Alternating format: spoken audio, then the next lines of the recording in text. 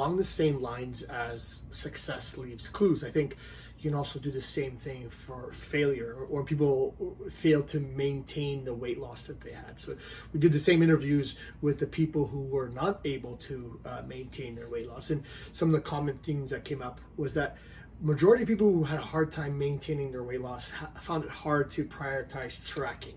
And it didn't always have to be tracking with like MyFitnessPal or something like that. It's just maybe mindfulness on tracking their nutrition, tracking their results, etc. They just found it hard to prioritize it, and they also found it hard to dedicate time for themselves for exercise. And they often would talk about the other things that pulled them in life, and this is why we've spoken about the 80-20 approach, that you there's some days that you can do just the bare minimum you can, and life gets in the way, so you do what you can. It doesn't mean you do everything you possibly could if life wasn't so hectic at that time, but you continue to maintain that trajectory in the right direction. You continue to do something. So it's something to learn from their failure, so-called.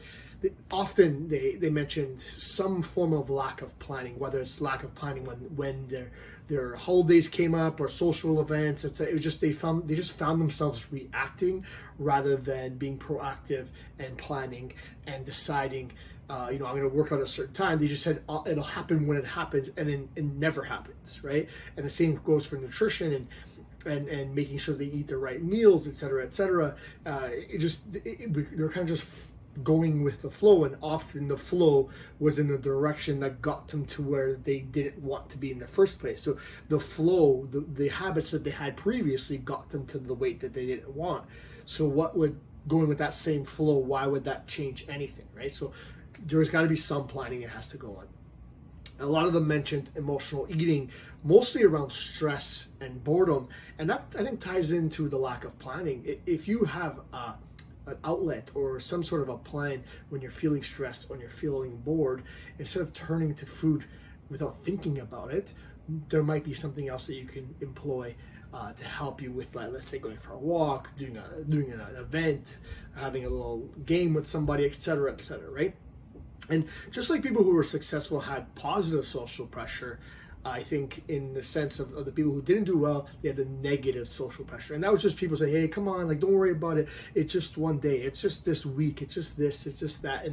And their social group just wasn't making any concrete changes for themselves. So they kind of felt like they got pulled in the direction against what they wanted to succeed. And a lot of that has to come from this 0 to 100 mindset that we've talked about so many times, and feeling deprived. So they felt like if they didn't go along with their group, they felt like they were being left out. They feel like if they weren't eating what everyone else was eating, they were left out. They were depriving themselves. And this whole deprivation thing is really, it's the way you're looking at things. You're not really deprived if you do this right. If you live an 80-20 lifestyle, you're not ever should feel like you're being deprived. And finally, one of the things that these people who didn't manage to maintain their changes, their success, they lived and died by weight fluctuations. When they did well, they felt good, and it made them work even harder. When they didn't do well, it made them feel bad, and they made them sort of abdicate their responsibilities and just not do the things that were working well for them when they were succeeding.